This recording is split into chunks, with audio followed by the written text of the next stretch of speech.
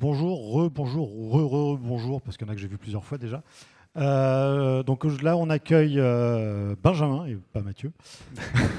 On accueille Benjamin qui est développeur, lead dev, consultant et spécialiste de l'IA, si je ne dis pas de C'est bêtises, ça. et qui va nous parler d'IA justement avec les chatbots. Donc la parole est à toi. Alors, merci d'avoir choisi d'assister à ce talk. C'est vrai que j'ai un peu l'impression d'être un agent de la CIA là, avec tous ces trucs. mais en fait, le but de ce talk, c'est pas, je suis pas un expert en cybersécurité, loin de là. Je vais juste vous faire modestement un retour d'expérience sur nous, les problématiques qu'on a rencontrées, donc pour un client. Dans le cadre de la mise à disposition d'un chatbot exposé à l'extérieur, à des clients, basé sur un LLM. Donc voilà, c'est vraiment juste, l'idée c'est de vous fournir quelques clés que nous on a utilisées, on a mis en place pour si jamais vous rencontrez les mêmes soucis, pour éviter de perdre autant de temps que nous. Alors je vais commencer avec un cas qui a marqué un peu tout le monde dans le milieu des LLM. Voilà. C'est le cas de Air Canada. Alors Air Canada, c'est une compagnie aérienne, hein, comme son nom l'indique, qui avait décidé, et ils avaient eu la bonne idée, de mettre un chatbot sur leur site internet qui était exposé à tous les clients. Et du coup, il était basé sur un LLM, ce chatbot, pour générer des réponses plus ou moins pertinentes. Et donc, un beau jour, il y a une personne qui... Il faut que j'allume le chrono, c'est important, sinon je vais être perdu. Donc, un beau jour, il y a une personne une cliente, hein, qui a posé la question, voilà, elle voyageait dans le contexte du décès d'un proche, et elle voulait savoir si elle ne pouvait pas bénéficier de réductions dans ce cadre-là. Et le chatbot, donc elle a posé cette question au chatbot, le chatbot lui a répondu que oui, en effet, elle pouvait bénéficier d'une réduction, elle rentrait dans les conditions. Par contre, le chatbot a bien spécifié que cette passagère devait faire la demande de réduction dans les 90 jours après le vol. Donc pas de souci, elle fait son vol, tout se passe bien, et donc elle arrive à destination, et là elle fait sa demande. Elle fait sa demande de remboursement. Et son interlocuteur lui dit bah, non, votre demande est refusée, il fallait faire la demande avant le vol. Donc concrètement, en fait, le chatbot lui a menti, il lui a dit n'importe quoi. Donc elle était pas contente et elle a décidé d'assigner Air Canada en justice pour essayer d'avoir un remboursement de son billet. Air Canada a été condamné, donc la justice a donné raison à la passagère. Et donc, bon, Air Canada a été condamné à rembourser 600 $. Donc pour une compagnie aérienne, c'est pas énorme, mais si tout le monde se met à faire ça, ça peut coûter cher. Et donc, la question qu'on va se poser aujourd'hui, c'est comment faire pour que nous, avec notre chatbot, on ne rencontre pas le même problème, c'est-à-dire qu'on ne se heurte pas à des utilisateurs soit potentiellement malveillants ou alors qui font les frais tout simplement d'hallucinations comme l'exemple de Air Canada. Donc je me présente, même si tu l'as un petit peu fait tout à l'heure. Moi, je suis Benjamin Marché, je suis lead tech spécialisé en IA et je suis consultant, donc voilà, je change assez régulièrement de client. Ce que je vous propose, c'est au travers de cette présentation, d'essayer de pallier 5 failles. Donc, vous voyez ces 5 failles-là que j'ai notées ici. 5 failles qui affectent les chatbots qui sont basés sur des LLM.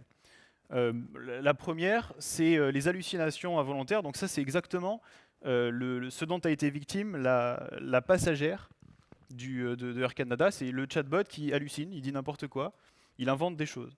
Voilà, c'est ça les hallucinations involontaires. Ensuite, on a un peu plus vicieux, les hallucinations exploitées. Donc ça, c'est quand quelqu'un de mal intentionné va essayer d'utiliser à son avantage ce biais des LLM qui sont les hallucinations. Donc il y a vraiment une notion de malveillance là-dedans. Ensuite, l'injection de prompt, ben là on est clairement dans la même optique, hein. C'est quelqu'un qui volontairement va essayer d'injecter des choses, des commandes dans le LLM pour faire en sorte qu'il révèle des informations qu'il n'est pas censé révéler ou ce genre de choses. Quatrième faille, ce sont des messages inappropriés. Donc là, on est plus dans de l'insulte, le LLM qui va dire des choses qui sont pas très sympas aux clients, ce genre de choses. Évidemment, on n'a pas envie que notre chatbot insulte nos clients. Donc ça, c'est une faille qu'il faut absolument corriger. Et cinquième et dernière faille, c'est les messages hors sujet. Donc là, c'est le LLM qui répond à des messages qui n'ont rien à voir avec son cas ce pourquoi il a été conçu. Typiquement, si on est dans le cas, on reste dans l'exemple de Air Canada, quelqu'un qui viendrait poser une question sur la recette du gâteau à la fraise, on n'a pas envie que notre chatbot réponde. Il y a des sites internet qui sont très bien pour ça, le chatbot n'a pas besoin de répondre à ça. Pour pallier ces cinq failles, je vais vous présenter 3 solutions. Donc nous, dans notre projet, on a testé, on a benchmarké, on a mis en place, avec quelques chiffres aussi. Et ensuite, vous pourrez juger de la pertinence ou non de chacune de ces solutions. Donc on a le RAG. Le RAG, je vais vous expliquer pourquoi ça peut être un outil de sécurisation. Le LLM as a judge, pareil, je vais vous expliquer ce que c'est. Et enfin une solution externe. Donc on a comparé plusieurs solutions du marché et voilà, ça peut être une approche aussi. Donc on commence par le RAG. Alors le choix 2 en 1, j'ai mis ça comme sous-titre parce que en fait le RAG à la base ça sert pas à sécuriser un LLM. Ça sert juste à venir lui rajouter des informations dont il n'avait pas connaissance. Donc c'est un peu comme un moteur de recherche pour un LLM, donc comme une sorte de Google du LLM, qui permet au LLM d'avoir plus d'informations en temps réel et de venir piocher un peu dans une base documentaire pour améliorer ses réponses. Donc voilà, c'est ce que j'ai expliqué ici sur cette slide. Comment ça fonctionne le RAG? Très simplement, vous voyez, on a un message de l'utilisateur. Donc le LLM du coup doit répondre, mais pour répondre, il est potentiellement, il peut être un peu démuni, et donc il va aller lancer une recherche dans une base de données qui contient plein de documents, et grâce aux résultats de cette recherche, donc les documents qui seront remontés, qui on suppose sont pertinents, le LLM peut s'appuyer là-dessus pour générer une réponse, et il va renvoyer la réponse à l'utilisateur.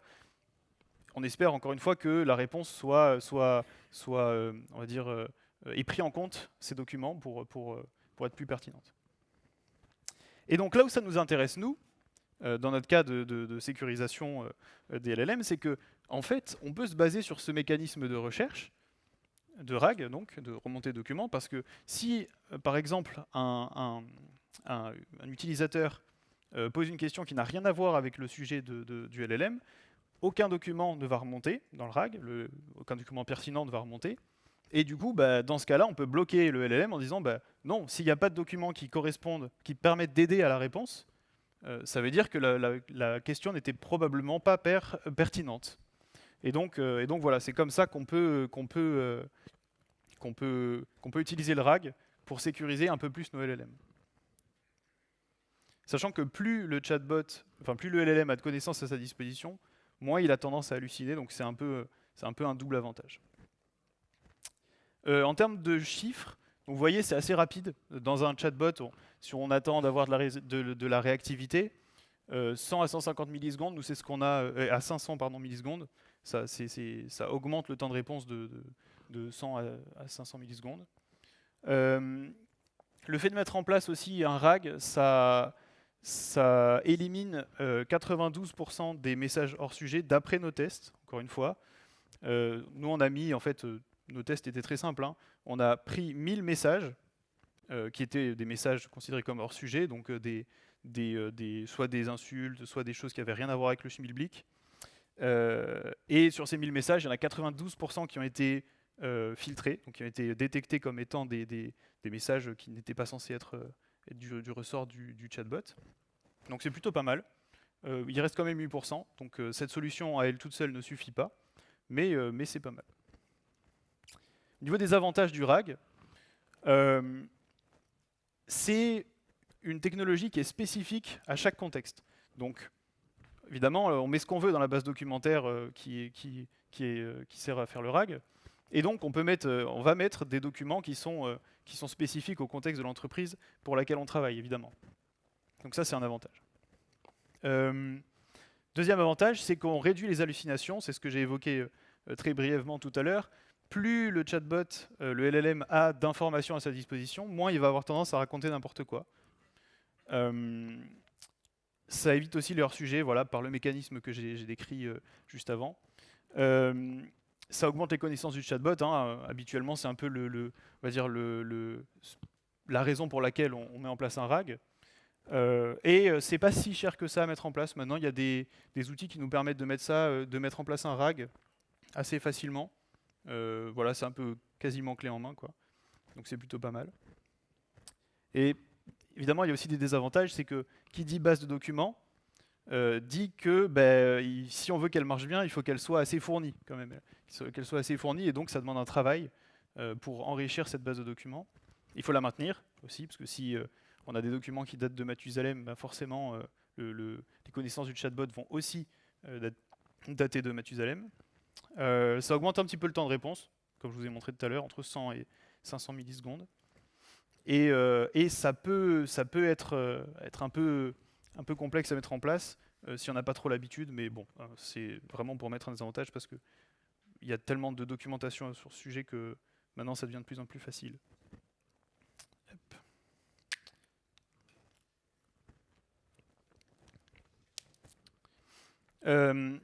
Si on revient sur les 5 failles de sécurité qu'on essayait de corriger avec nos solutions, là en fait le RAG il corrige la première, donc les hallucinations, la deuxième, les hallucinations exploitées, donc tout ce qui est hallucination globalement ça va aider le RAG.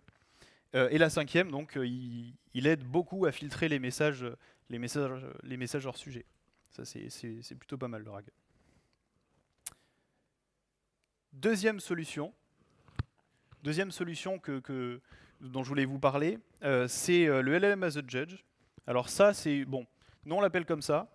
Vous trouverez peut-être d'autres noms dans les littératures, mais je trouve que ça explique assez bien le contexte, enfin le concept, pardon, qui est qu'on va utiliser pour évaluer la pertinence et le bien fondé des questions des utilisateurs, un LLM, donc en plus de celui qui génère la réponse, qui va juste être un juge et valider si oui ou non le message est pertinent et si il est acceptable d'y répondre. Donc en plus de ça, donc en plus de valider le message de l'utilisateur, le LLM le juge va aussi valider la réponse. Je vais vous expliquer comment ça marche. On a le message utilisateur, le LLM as a judge, donc le juge analyse le message. Si le message est validé par le juge, on lance la recherche du RAG et tout ça, si on utilise un RAG, sinon on génère juste la réponse avec le LLM. Et ensuite, on va en plus demander au juge de valider la réponse du LLM pour être sûr qu'en entrée et en sortie, on n'est rien qui passe, on est ceinture bretelle, et on peut renvoyer la réponse à l'utilisateur. Donc c'est un concept qui est assez simple, mais qui, mine de rien, fait un super combo avec le RAG, puisque pour que la recherche du RAG fonctionne de manière optimale, il faut qu'on ait un message qui soit quand même bien construit. Un message, et qui dit message bien construit dit qu'on ne peut pas forcément toujours se baser faire confiance à nos utilisateurs pour bien construire leur message. Et donc en plus de demander au juge de valider la pertinence des messages des utilisateurs, on peut lui demander au passage de les reformuler. Et donc cette reformulation-là, ça va aider le RAG à remonter des documents qui sont pertinents. Voilà. Donc c'est pour ça que cette approche-là, le LLM as a judge, en fait, elle fonctionne super bien avec du RAG. Après, on n'est pas obligé d'utiliser du RAG. On peut aussi juste utiliser le LLM as a judge tout seul, ça marche aussi bien. Quelques chiffres, donc ça coûte que dalle. Concrètement, là, vous voyez, le coût est dérisoire. C'est juste un appel à un LLM pour solliciter le juge. Donc pour l'instant, en tout cas, ça coûte pas trop cher. Le temps de réponse, donc ça peut dégrader un petit peu le temps de réponse, puisque un appel à un LLM, ça peut être plus ou moins long en fonction du LLM qu'on choisit, en fonction de la disponibilité aussi des ressources. Donc voilà, j'ai mis entre 1 et 3 secondes, c'est approximatif. Et nous, d'après nos tests, on considère que ça améliore à peu près de 30 à 45% la précision du RAG, on va dire la pertinence des documents qui sont remontés dans l'URAG, donc c'est plutôt pas mal.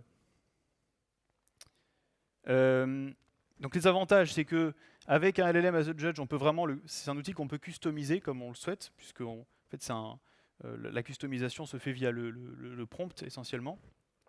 Donc c'est spécifique au contexte de l'entreprise, forcément. On peut décider de bloquer certains messages ou pas en fonction de ce que l'on demande au juge, de la manière dont on configure le juge.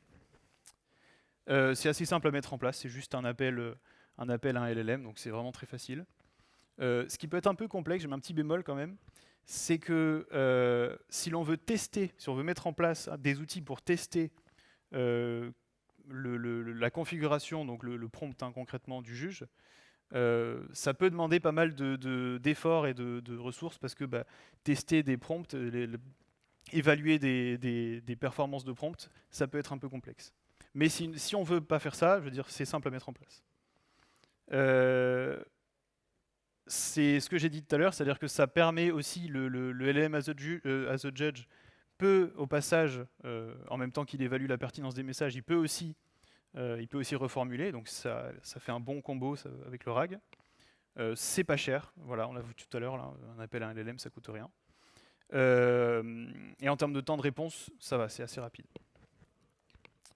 Par contre, c'est une méthode qui ne bloque absolument pas tout ce qui va être malveillant, attaque malveillante. Donc par exemple, des injections de prompt, ça va être compliqué de bloquer ce genre d'attaque avec un LLM as a Judge parce que c'est des attaques qui évoluent extrêmement fréquemment et ça demanderait trop de travail de mettre à jour le prompt pour bloquer toutes les attaques possibles.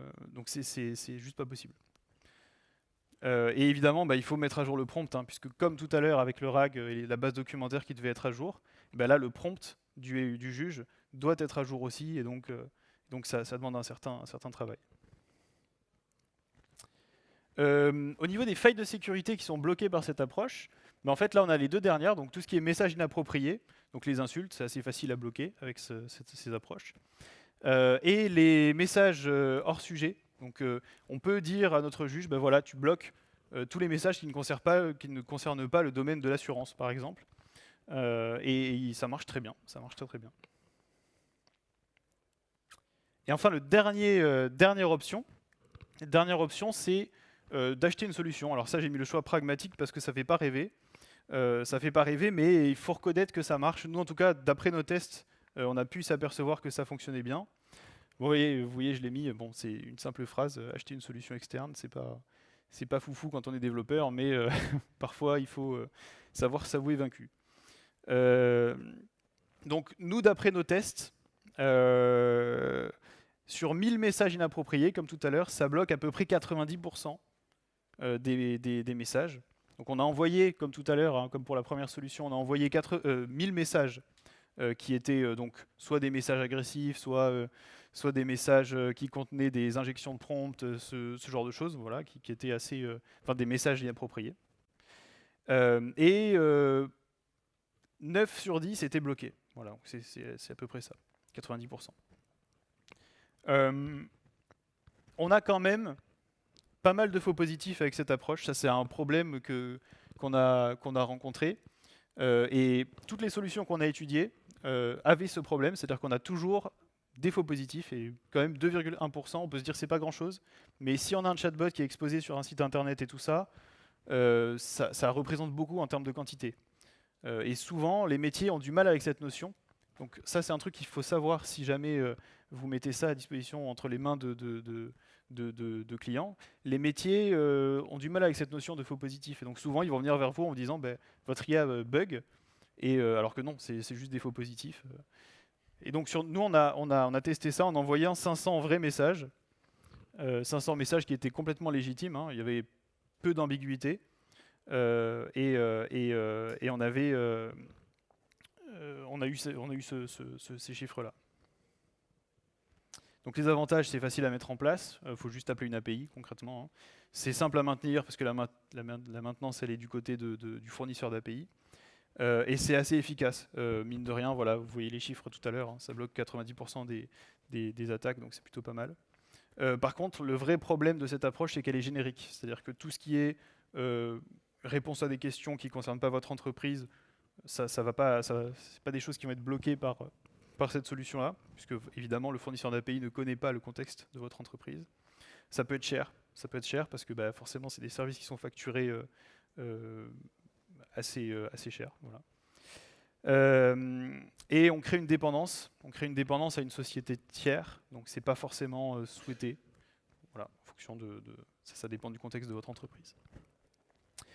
Donc ça bloque, cette solution-là bloque très bien les injections de prompt et les messages inappropriés. Donc globalement, toutes les attaques qui ne vont pas être dépendantes du contexte de votre entreprise. Voilà.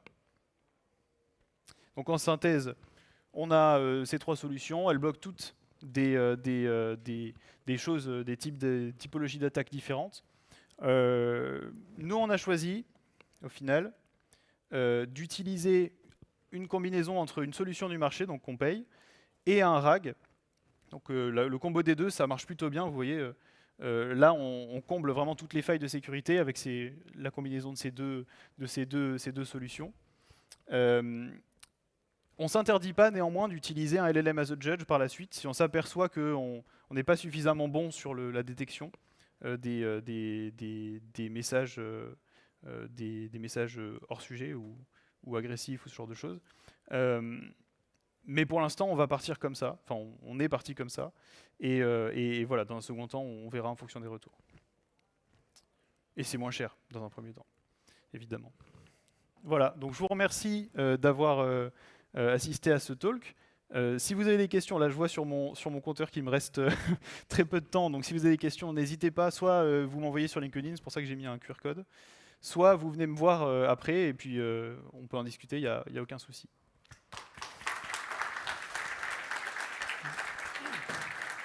D'accord, merci Benjamin. Alors, est-ce qu'il y a des questions? Si vous avez des questions, vous levez bien la main pour qu'on vous voit. Non? Ok. Moi, j'avais une question. Oui. Sur le LLM as a judge, est-ce Ouais. que tu utilises le même LLM ou un LLM différent? Et comment tu le paramètres? Alors, ce que tu vas changer, c'est le prompt. Donc tu peux utiliser le même modèle, il n'y a pas de souci. Après, moi, ce que je conseille, c'est que pour... De quoi? Non, pour faire de la simple reformulation, pas utiliser une machine de guerre non plus. Ça ne sert à rien de prendre un LLM je veux dire, qui fait le café si vous avez juste besoin d'un verre d'eau, quoi. L'idée, c'est de ne pas gaspiller non plus ces ressources en prenant un LLM trop performant pour juste faire de la reformulation et bloquer des attaques. Donc un modèle très léger. Tu modifies le prompt système. Oui, évidemment, oui. Il faut quand même customiser le prompt dans tous les cas. Mais après, si de base, le LLM que vous utilisez pour générer des réponses est un LLM très performant, ce que là encore je vous déconseille, parce que c'est juste pour un chatbot, on n'a pas besoin d'un truc incroyable pour un chatbot, oui, vous pouvez utiliser du coup le même LLM. Merci Benjamin. Et bon, voilà, il est disponible si vous avez des questions.